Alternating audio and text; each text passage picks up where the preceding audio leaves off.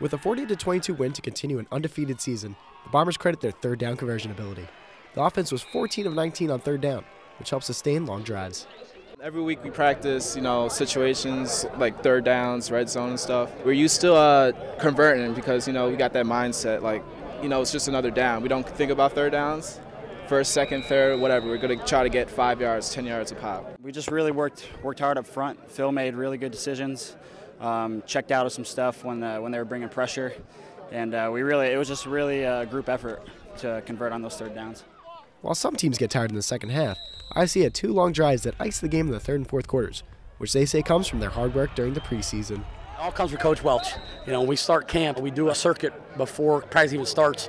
We get into a 4-quarter conditioning drill at the beginning of the practice, which I've never seen any place I've been, and I think that has a lot to do with that. I feel like we condition a lot over the summer.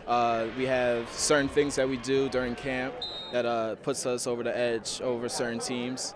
Between the 20s, the Bombers were converting on third down with precision, and when they entered the red zone, it was all Josh Oliver and the Wildcat. We have a great offensive coordinator, and he put everything according to plan, and we just ran it how he wanted. It's been nice to see him step into that role, in our offense and do a good job. Call it good conditioning, call it good pre-read snaps. Either way, the Bombers controlled the ball on offense. From Butterfield Stadium, I'm Nick Rojas, the Gridiron Report.